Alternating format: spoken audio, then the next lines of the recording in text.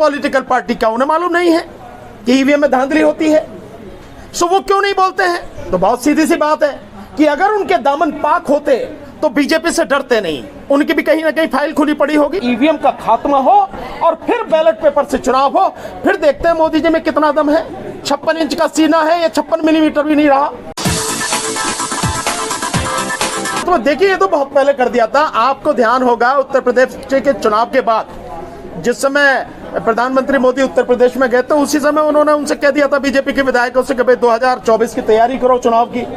सो उनकी तैयारी चल रही है। वो हमेशा 24 घंटे केवल चुनावी मोड में ही रहते हैं और कुछ उन्हें आता जाता नहीं है, तो वो तो अपना काम कर रहे हैं। बात यह है, मैंने जो ईवीएम की बात कही, मैं इस देश की जनता से कहना चाहता हूं कि तुम्हारा जो सबसे बड़ा अधिकार है, वो मताधिकार, वो वोट का अधिकार, उसकी रक्षा करना किसकी जिम्मेदारी है? आपकी।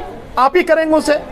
वोट हम डालते हैं, लेकिन हमारी वोट लूट ली जाती है, और जिस तरह से लूटी जा रही है हम सब समझ रहे हैं, फिर भी हम उस वजह को खत्म नहीं करना चाहते।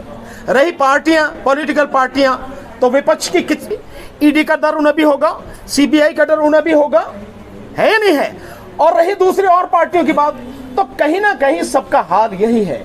इसलिए मैं ये मानता हूं कि जनता की जिम्मेदारी है कि अपने वोट को बचाए, इस देश के लोकतंत्र को बचाए, इस देश के संविधान को बचाए, और ये केवल जन आंदोलन से संभव है। और ये तभी संभव है कि जन आंदोलन बन के तब पता लगेगी ना। कह रही है कि भाई गुलामी की जो मानसिकता है उससे अब हमें निकलना पड़ेगा बौद्धिक तौर पर। साथ ही साथ जो सेंट्रल विस्टा प्रोजेक्ट है, इसको आप कैसे देख रहे हैं? और जो कर्तव्य पथ बनाया गया है, इसको लेकर कई लोग कह रहे हैं कि अब राजभवन का नाम भी जो है कर्तव्य भवन कर देना चाहिए, राजस्थान का नाम बदल है कर्तव्य स्थान कर देना चाहिए, कैसे देख रहे हैं? बिल्कुल ठीक कह रहे हैं मोदी जी। मोदी जी को अडानी और अंबानी की गुलामी से अब निकल जाना चाहिए, देश के बारे में भी सोचना चाहिए। ये बिल्कुल ठीक कह रहे हैं।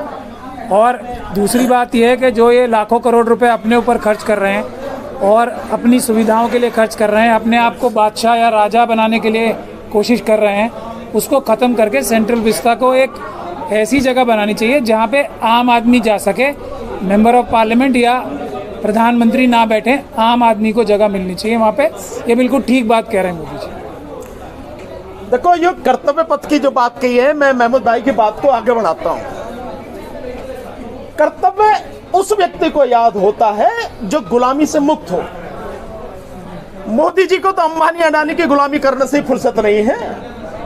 देश का प्रधानमंत्री किसी बिजनेसमैन का गुलाम हो जाए, उसके हिसाब से काम करे, तो उसे कर्तव्य क्या याद होगा? और क्या है कर्तव्य? 8,500 करोड़ का जहाज अपने लिए मोदी जी ने मंगवाया, मिसाइल भी उस पर असर नहीं कर सकता। और उस समय मंगवाया जब देश की जनता भूखों मर रही है। मैंने अभी आंकड़ा आपको दिया कि 23 करोड़ लोग और पिछले 2 साल में गरीबी की रेखा से नीचे चले गए हैं। इन हालात में आप 8,500 करोड़ का जहाज मंगाते हैं और 23,000 करोड़ का सेंट्रल विस्टा प्रोजेक्ट बनाते हैं, जिसकी कोई आवश्यकता नहीं थी, किसी भी तरह की कोई आवश्यकता नहीं थी। इसके अलावा मोदी जी की सुरक्षा पर हर साल एसपीजी का जो खर्चा होता है, 600 करोड़ का बजट है। 4 करोड़ रुपए प्रतिदिन, एक दिन में मोदी जी को चेहरा दिखाने के लिए विज्ञापन पर खर्च होता है। क्या कर्तव्य है मोदी जी का? भूखों को रोटी देना। मजबूत राष्ट्र के मजबूत प्रधानमंत्री, मजबूत राष्ट्र के नहीं, एक गरीब राष्ट्र के अपनी मौज मस्ती के लिए देश को तबाह करने वाले प्रधानमंत्री हैं और कुछ नहीं। जिसे कर्तव्य का बोध नहीं है, कर्तव्य का कै जिसे नहीं मालूम हो, वो आदमी कर्तव्य की बात कर रहा। बड़े बड़े शब्दों से, बड़े बड़े नारों से न तो कर्तव्य पूरा होता है और न ही देश का कुछ भला होता है। जिस देश में बच्चे शिक्षा के लिए तरस रहे हो, जिस देश में आधे से अधिक आबादी को न्यूट्रिशन नहीं मिलता हो, उस देश में आप प्रधानमंत्री मौज मस्ती से रह रहा हो।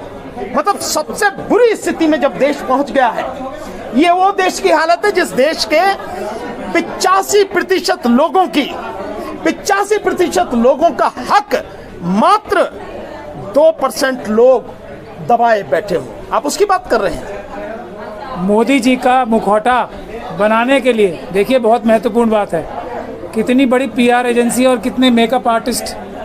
तो ये मुखौटा बनाने के लिए, असली मुखौटा, असली चेहरा क्या है मोदी जी का, वो छुपाने के लिए मेकअप आर्टिस्ट इस्तेमाल किए जाते हैं जो करोड़ों रुपए ले रहे हैं। आप लोगों ने सब देखा होगा ना, असली चेहरा छुपाने के लिए और नकली चेहरा दुनिया के सामने लाने के लिए जो व्यक्ति करोड़ों रुपए खर्च कर रहा हो वो मजबूत हो सकता है या नहीं, ये हम देश की जनता पे ही छोड़ना चाहते हैं।